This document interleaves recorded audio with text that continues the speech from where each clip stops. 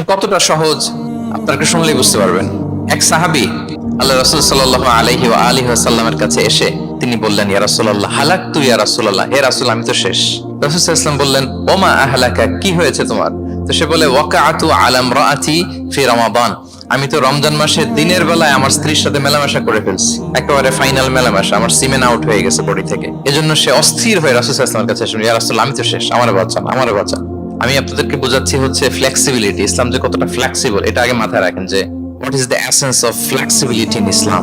ইচ্ছা করে যদি কেউ রোজা ভাঙে, তার বিধান হচ্ছে তার কাজাও করতে হবে, কাফফারাও দিতে হবে। কাজা মানে একটা রোজার জন্য আরেকটা রোজা, আর কাফফারা হচ্ছে হয় তাকে একটা দাস আজাদ করতে হবে, অথবা তাকে 60টা রোজা রাখতে হবে টানা, অথবা 60 জন মিসকিনকে খাওয়াতে হবে। তো সে যখন এসে বললো, ইয়া রাসূলুল্লাহ আমাকে বাঁচান, কি করবো আমি? রাসূল সাল্লাল্লাহু আলাইহি ওয়াসাল্লাম বলেন, আচ্ছা ঠিক আছে, তুমি এই কাজ করে ফেলছো, তোমার তো পেনাল্টি হয়েছে। তো পেনাল্টি কি? তো বলে যে, রাসূল সাল্লাল্লাহু আলাইহি ওয়াসাল্লাম বলেন যে তুমি একটা দাস আজাদ করে দাও। বলে, ইয়া রাসূলুল্লাহ এই সক্ষমতা আমার নাই, আমি দাস আজাদ করবো কোত্থেকে?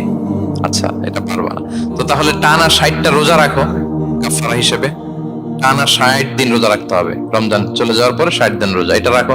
বলে, ইয়া রাসূলুল্লাহ এটাও পারবো না আমি। আচ্ছা এটাও যদি না পারো, তাহলে তুমি 60 জন মিসকিনকে খাবার খাইয়ে দাও। এবার সে বলে, ইয়া রাসূলুল্লাহ খাবারও খাওয়াতে পারবো না আমি, এই সামর্থ্য নাই। কি বিপদ! দাস আজাদ এটাও পারবা না, টানা 60টা রোজা এটাও পারবা না, 60 জন মিসকিনকে খাবার দিবা তাও পারবা না, তো কি আর করা? বসো, এক পাশে বসো। বসে আছেন, উনি অন্যান্য কাজ সারতেছেন। হঠাৎ এক ঝুড়ি খেজুর রাসূল সাল্লাল্লাহু আলাইহি ওয়াসাল্লামের কাছে আসলো, এক ঝুড়ি সাদাকার খেজুর। আসার পর রাসূল সাল্লাল্লাহু আলাইহি ওয়াসাল্লাম বললেন, ওই লোকটা কই যে এই কাজ করে ফেলছে? তাকে নিয়ে আসা হলো। রাসূল সাল্লাল্লাহু আলাইহি ওয়াসাল্লাম বললেন, যাও, দাসও আজাদ করতে পারবা না, 60টা রোজাও রাখতে পারবা না, 60 জন মিসকিনকে খাবারও দিতে পারবা না, তাহলে এক ঝুড়ি খেজুর আমার দরবারে আসছে, চ্যারিটির সাদাকার খেজুর, যাও এগুলো গরিবদের মাঝে বিতরণ করে দাও, তাসাদ্দাক বিহা ফিল মাদিনা, মদিনায় বিতরণ করে দাও।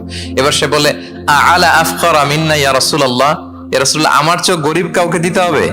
রাসূল সাল্লাল্লাহু আলাইহি ওয়াসাল্লাম বললেন, হ্যাঁ গরিব কাউকে দিবা। বলতেছে, এই পুরো মদিনাতে আমার চেয়ে গরিব আর কেউ নাই। কি বিপদ! তোমার চেয়ে গরিব আর কেউ নাই?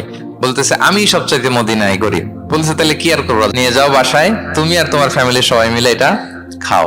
চিন্তা করেন, আসছিল পেনাল্টি দিতে, নিয়ে গেল এক ঝুড়ি, কথা বোঝা নাই, নিয়ে গেল এক ঝুড়ি খেজুর। দেখেন what is the flexibility of Islam. ইসলাম কতটা ফ্লেক্সিবল, মানুষের সুবিধা অসুবিধাকে ইসলাম কতটা গুরুত্ব দেয়। আমরা ইসলামকে বোঝানোর ক্ষেত্রে, এক্সপ্লেইন করার ক্ষেত্রে এগুলো মাথায় রাখি না। তাহলে ইসলামের এই যে ফ্লেক্সিবিলিটি যখন কোনো নন মুসলিম দেখে, এই হাদিস যদি কোনো নন মুসলিম পড়ে, আপনি বলেন সে কি আর অন্য ধর্মে থাকতে পারবে? যে একটা ধর্ম এত ফ্লেক্সিবল হয় কি করে, এত ফ্লেক্সিবল? এভাবে আপনি যদি দেখেন যে রাসূল সাল্লাল্লাহু আলাইহি ওয়াসাল্লাম খুব সহজ করে দিন ইসলামকে উপস্থাপন করে।